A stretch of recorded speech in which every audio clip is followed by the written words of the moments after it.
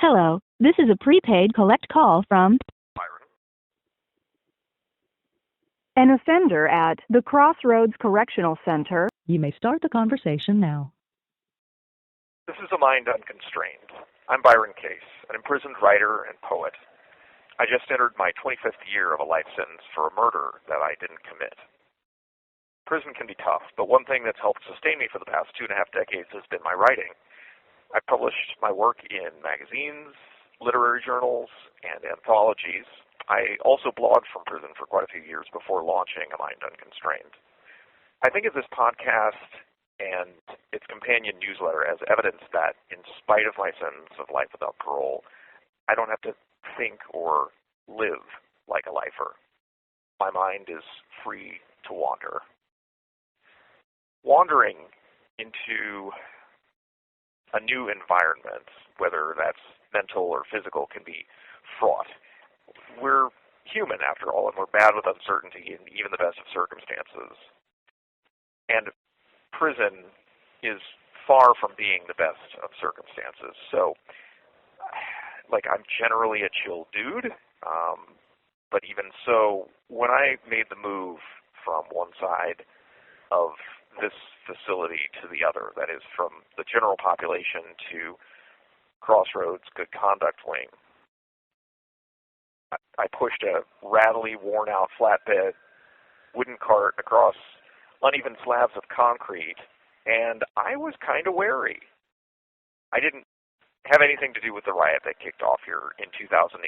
The Department of Corrections wants to call it a disturbance, even though the National Guard stationed armored vehicles at the perimeter and still couldn't subdue the disturbers until something like 7 hours after it started. So we'll go with their preferred lingo and just keep the officials happy.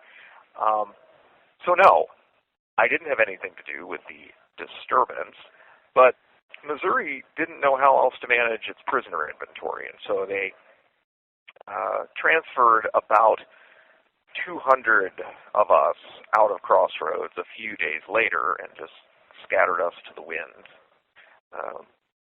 Those of us that were ejected, I call us ejectees, wound up in prisons in towns named Potosi, Licking, Charleston. A few went to Jefferson City, which, despite its rinky-dink feel, is somehow Missouri's capital. Fun fact. The DOC closed Crossroads, and they just sort of absorbed what was left of the population into the facility across the street, literally to a prison right on the other side of the access road. This place was so close by, we used to hear bands performing on the yard over there years ago in the summertime. So everybody who wasn't shipped out that first week ended up over there for a couple of years while Crossroads got rehabbed. And me, I ended up in Bonne Terre, Missouri, which French for good earth is on the other side of the state. They had an abandoned lead mine, a giant carcinogenic gravel pile, and what I'm told is a cool little space museum. So I guess come for the meteorites, stay for the metastasis. But Bonne Terre, that's where I stayed for a good 8 years.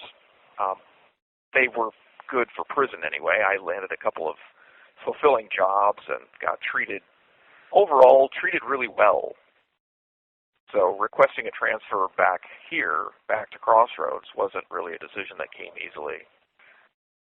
But now I'm here, and wow, things are different. Once I clattered up to Housing Unit 3, negotiating that cart through the front door was a minor conundrum. I had a wheel that it twirled around like it thought it was in the figure skating championships. Annoying, sure, but as gauntlets go, I've run a lot worse. What messed me up was actually seeing the new layout for A and B wing, which in this housing unit is the honor dorm. And that's where I'd been living when the riot, the disturbance happened. The most obvious change was the paint. My wing still has the same light bluish-gray walls, but the doors, stairs, and banisters are all this pale sky blue. And everywhere else in the facility, they're hunter green, so it's kind of, I don't know, vibrant in here. And reflective. The concrete floor is still polished to a mirror shine. There's a couch now with a couple of matching chairs and a couple of ottomans. And these all face a pair of 55-inch TVs that are mounted on the wall over the entrance. The TVs, by the way, they've got FM transmitters, so if you tune your tablet to like 90.6, you'll hear the sports commentators prattling on, which I assume appeals to someone.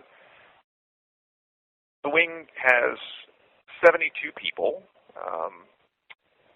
but it seems like the same 7 or 8 guys sit there day in and day out watching ESPN and whatever movies are showing on basic cable. And about those guys, there are a lot of unfamiliar faces here. Even the ones I recognize look older now. A few people aged to shocking degrees while I was gone. I want to be like, what the hell happened? But asking somebody when his neck started doing that thing is bad form. Harvey, for example, is cognizant of being in a wheelchair. Frank knows he's completely gray, and Dave, I'm sure, is well aware that part of his tongue's been removed, so no need to rub it in. But there's also what I've started calling face echoes. And those are like people who, at a glance, I mistake for people I know from Bonterre. And that's a phenomenon that I never actually experienced before. So I'll think I see somebody that I know, and then all of a sudden realize that the stranger is blonde, a foot shorter, or has rosacea. Like, hey, it's Jerry. Oh, wait, that guy's white. That happens more than it should. There's 5 laminate top tables in the wing, so pretty much everybody has space to do what they want to do, play games or study, share food, draw, or whatever. All the tables are bolted down in more or less the middle of the space with 4 round stools welded on around each one. And the wing itself is 2-tiered with steel doors on the cells. There's 36 cells with 2 people in each cell. And because it's an honor dorm, that means everybody here has gone at least 6 months without a disciplinary violation. And so our doors get to stay unlocked throughout the day. And we only lock down for count times. Otherwise, we just come and go from our cells as we please. And you can also lock down whenever you like. So it doesn't really matter. I mean, there's not much privacy. Every door has a narrow window on it for security reasons, and covering that can get you written up, so that in turn could get you kicked out of the honor dorm. There are 3 shower stalls at the end of each walk. Each of the showers is single occupancy with swinging doors and a button to turn on a 3-minute flow of water. So you can't adjust the temperature. What you get is what you get. And what you get is used to it. Just like getting used to taking showers in several 3-minute intervals. There's 4 wings in every house, and these are kind of arranged in a lazy X shape. And each of these, the wings are not even close to rectangular. They are designed for maximum visibility from a central control module that we call the bubble. It's like a a dark terrarium where the guards sit watching us, or playing solitaire on the computer. I don't know. But each wing is twice as long as its widest point. I say widest point. They have the floor plan is the shape of an old-time coffin, which that's a fun twist. So I counted. There are 9 wheelchairs parked around A wing at any given time, and this isn't even the designated enhanced care wing. That's C wing on the other side of the house. The number of old people in prison is staggering and sad. I'm looking around right now. I would say that the ratio of prisoners over 60 to those under 40 is at least 5 to 1. I guess there's a potential here to segue into a rant about America's aging prison population and this country's ass-backwards idea of jurisprudence. I'm just going to stick with my straightforward little exposition. The elderly guys sit around drinking microwave-warm instant coffee and bitching about Donald Trump, their endless medical issues. Oh, and the gays. It's basically the atmosphere you'd find in any small-town Midwestern diner, only no omelets, and you can't just pay your bill to leave. Probably the best change from the wing I left to the one that I'm in now, the loudspeaker. I'm used to announcements sounding like the adults in a Charlie Brown cartoon cranked up to 11. You know, wah, wah, wah, wah, wah, wah. The last wing that I was in before I came back to Crossroads, we were plagued by a shrieky lady who was compelled to berate people and threaten to give out conduct violations before anybody even did anything to break the rules. I guess if you asked her, she would probably describe what she was doing as issuing a warning, but everybody in the honor dorm, we've been locked up long enough to know the prison policies and the rules, so her warnings were completely unnecessary. Also, she had terrible grammar and was always yelling, so her announcements came off as antagonistic, even before she would just pound on the button to make the awful, piercing beep that was meant to get our attention. I will probably have nightmares about that noise until I die. Here, they've got a different kind of speaker mounted near the ceilings. Somebody said that they installed them pretty recently.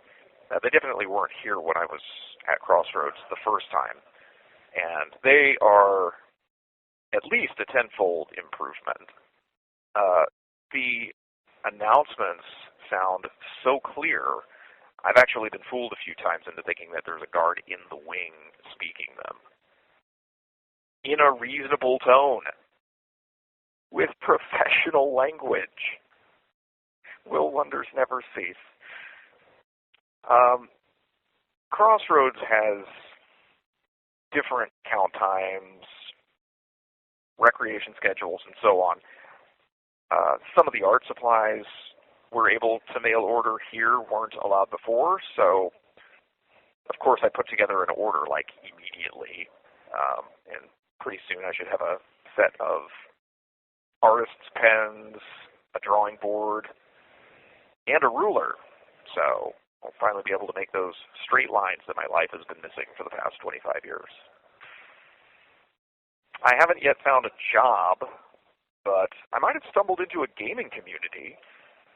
Yesterday I met a couple of nerds who were playing Magic the Gathering. If you don't know, it's an elaborate card game. Look it up. Their decks were the kind of simplest possible. They were just canteen-bought poker cards that had numbers on them that they had just written with a marker. And each number, I guess, referred to a different section of a reference booklet that they had written out. Anyway, I walked over and mentioned the Saturday night game table that I left behind at Bonne Terre.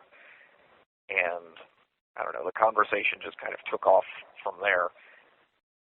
Neither one of them had heard of Dead of Winter, Sheriff of Nottingham, or Catan, but one of them knows Exploding Kittens. So, I don't know, maybe there's hope. That's it for Mind Unconstrained this week. I'm Byron Case. Thanks for listening. If you like what you heard here, new episodes drop on Fridays. You can also direct your browser to amindunconstrained.substack.com and subscribe to my newsletter, and you'll get a new post in your inbox every Wednesday. I love getting questions, suggestions for future episodes, and comments, all of which you can leave on Spotify, Apple, YouTube, or wherever you're listening. Ratings, reviews, and shares help A Mind Unconstrained get further into the world and are much appreciated. So, until next time, may you be happy, may you be healthy, may you be safe, may you be at ease. The caller has hung up.